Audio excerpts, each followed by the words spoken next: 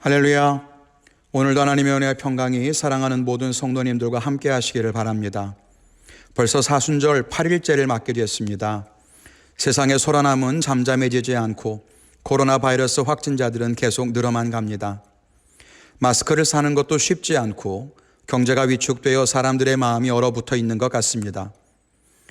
이런 시국에 로마서 말씀이 과연 어울리는가 생각할 수도 있습니다. 차라리 성도들의 마음을 위로할 수 있는 그런 말씀이나 기도응답과 기적에 대한 말씀을 나누는 것이 더 위로가 되지 않을까 저 역시도 생각해 봤습니다. 그런데 하루하루 말씀을 보면서 우리가 이 소란함 속에서 허우적대지 않고 분명하게 붙잡아야 하는 본질적인 말씀을 주셨다는 확신이 듭니다. 만일 우리에게 복음의 말씀을 주시지 않았더라면 우리는 세상의 소식과 뉴스를 보며 늘 흔들릴 수밖에 없었을 텐데 우리의 마음을 어디에 메어야 할지 분명하게 보게 하신 것 같습니다. 우리를 구원하시고 또 우리에게 생명 주신 하나님의 주권을 의지하며 그 구원의 은혜로 충만하여 오늘도 승리하시기를 주님의 이름으로 간절히 바랍니다. 오늘도 계속 이어서 로마서 4장 2절과 3절 말씀을 보면서 함께 몇 가지 은혜를 나누기를 원합니다. 오늘 본문에서는 아브라함이 등장합니다. 아브라함의 다른 점 때문이 아니라 그의 믿음 때문이었습니다. 믿음의 본으로서 아브라함을 제시하고 있는 것이죠. 아브라함이 어떤 사람입니까? 그는 메소포타미아 지역의 발달한 문명권에 살던 사람이었습니다. 안정적이고 번영하는 삶을 살 수 있었던 그는 하나님의 음성만을 듣고 먼 길을 떠납니다. 그래서 모든 것을 뒤로 하고 가나안 땅으로 이주하게 됩니다. 하나님은 그에게 네가 보는 땅을 너에게 줄 것이고 너의 자손을 많게 할 것이고 네가 많은 사람을 위한 복이 될 것이라고 약속해 주셨습니다. 아브라함은 자신이 나이가 많음을 알았지만 하나님의 그 말씀을 믿었습니다. 그리고 하나님은 그가 믿은 것을 보시고 그것을 의롭게 여기셨습니다. 우리가 아브라함에게서 배워야 하는 것이 바로 이런 믿음입니다. 그렇다면 아브라함을 의롭게 여기게 했던 진짜 믿음의 모습은 어떤 것이었을까요? 첫째, 오직 하나님만 바라보는 것이다 라고 하는 겁니다. 아브라함이 무엇을 믿고 하란을 떠나 가나안으로 들어갔을까요? 가나안 땅에 어떤 비전이 있었을까요? 부동산 투자자다운 안목 때문이었을까요? 그렇지 않다는 것입니다. 아브라함이 길을 떠난 것은 오직 하나님의 음성 때문이었습니다. 하나님의 말씀이 어떻게 이루어져 갈지 아브라함은 알지 못했습니다. 앞으로 어떤 길로 인도해 가실지 구체적인 계획도 듣지 못했습니다. 그저 하나님만 바라고 간 것이지요. 어떤 사람은 이야기합니다. 하나님을 잘 믿어서 모든 것을 다 잘 판단하기를 원한다고. 그런데 곰곰이 생각해 보면 믿음이라고 하는 것은 모든 것을 바로 보는 것이 아니라 보는 모든 것이 올바른 것이라는 생각이 듭니다. 그렇게 보면 믿음의 시야는 좁습니다. 세상을 넓게 보는 것이 아니라 하나님만을 바라봐야 하기 때문입니다. 다른 것은 보지 않습니다. 믿음의 시선은 다른 것도 보고 하나님도 보면서 무엇이 옳은가를 판단하는 것이 아닙니다. 오직 하나님만 보는 거죠.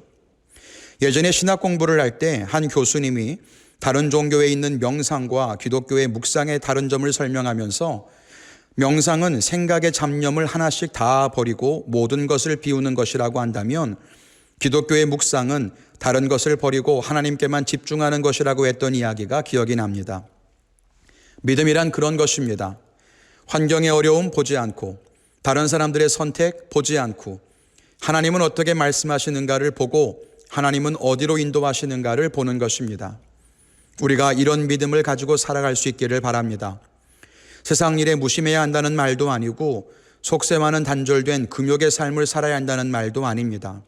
그저 우리의 시선이 날마다 하나님을 향하고 하나님만을 바라보게 될 때에 우리는 이 세상을 바라보게 되는 하나님의 넓은 시선을 갖게 될 것입니다. 둘째는 믿음이 우리를 온전케 한다는 것입니다. 믿음을 정말 바르게 이해하는 생각 가운데 하나는 우리가 어떻게 해야 되는가가 아니라 우리가 믿을 때 온전하게 된다는 것을 아는 겁니다. 그것이 믿음을 바르게 대하는 자세이죠. 우리가 계속 살펴보고 있지만 구원은 하나님께서 완전하게 이루신 것입니다. 우리의 공로가 없습니다. 우리는 오직 믿음으로 그 은혜를 누리게 됩니다. 오늘도 아브라함이 하나님을 믿음에 하나님이 그것을 그의 의로 여기셨다고 말씀합니다. 아브라함이 의로운 행위를 보였기 때문에 하나님이 그를 믿음 있는 자로 여기신 것이 아닙니다. 아브라함이 믿음을 보였기 때문에 하나님이 그를 의로운 자로 여기셨다는 말입니다. 우리는 이 대목에서 자꾸만 순서를 바꾸려고 합니다. 우리가 어떻게 살아야 믿음이 있는 사람처럼 보일까를 생각하게 되는 거죠. 아브라함처럼, 야곱처럼, 다윗처럼 이렇게 해야 되겠구나라고 자꾸만 우리의 행위를 생각하게 되는 것입니다. 그런데 믿음은 앞서 말했듯이 내가 아니라 하나님을 바라보는 것입니다. 하나님이 행하신 것을 보는 것이 믿음입니다. 내가 무엇을 해야 하는지에 집중하게 되면 우리는 믿음의 함정에 빠지고 맙니다. 그래서 신앙생활을 하는 동안 우리는 자꾸만 우리의 힘을 빼는 데에 집중해야만 합니다. 나의 판단이나 결정을 포기하는 법, 내가 계획하고 뜻을 세우는 것을 하지 않는 법, 내 수고와 공로에 집중하지 않는 법을 배워야 합니다. 그렇지 않으면 우리도 유대인들처럼 또 다른 율법주의에 빠질 수밖에 없습니다. 믿음이 우리를 의롭게 하고 믿음이 우리를 온전케 합니다. 그렇다면 우리는 바른 믿음을 가지고 있는가 날마다 생각해 봐야 할 것입니다. 말씀을 맺겠습니다. 우리는 구원을 이루신 하나님을 온전하게 바라보고 있습니까? 아니면 구원을 얻기 위해 우리 자신의 노력에 힘쓰고 있습니까? 그것도 아니면 세상의 잡다한 염려들과 다른 사람들의 모습을 바라보면서 흔들리고 있지는 않습니까? 우리의 시선이 세상도 아니요, 우리 자신도 아니요, 오직 한 분 우리를 사랑하시고 우리를 구원하시는 하나님만 바라봐야 할 줄로 믿습니다. 특별히 세상이 혼란스러운 요즘 하루하루 달라지는 세상의 모습을 보면서 두려움과 염려에 사로잡히지 말고 하나님을 향하여 기도해야 합니다. 다른 것을 보지 말고 말씀을 붙들어야 합니다. 그러면 세상을 바라보시는 하나님의 시선을 우리에게 허락하시고 하나님의 마음을 우리에게 부으실 것입니다.